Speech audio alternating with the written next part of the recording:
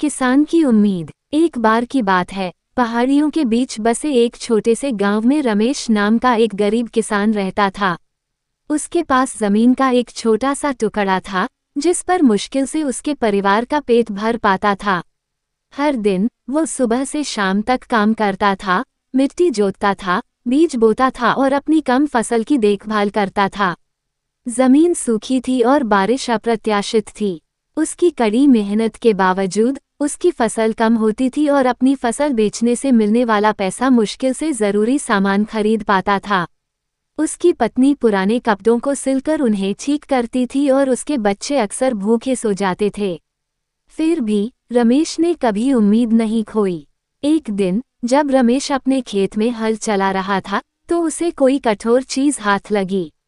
उत्सुकतावश उसने खुदाई की और एक पुरानी, जंग लगी संदूक निकाली।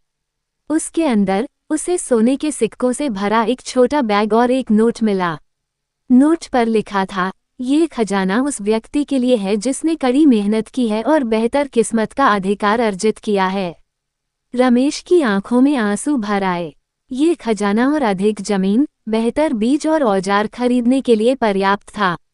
लेकिन इसे अपने पास रखने के बजाय रमेश ने खजाने का एक हिस्सा अपने पड़ोसियों के साथ साझा किया, जो संघर्षरत किसान थे।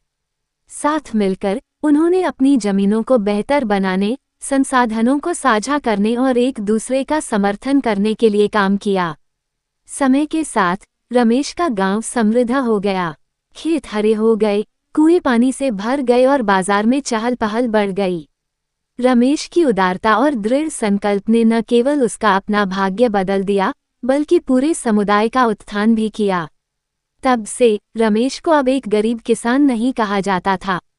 वो एक सुनहरे दिल वाले किसान के रूप में जाना जाने लगा। नैतिक, कड़ी मेहनत, उम्मीद और उदारता न केवल एक जीवन बल्कि पूरे समुदाय को बदल सकती है।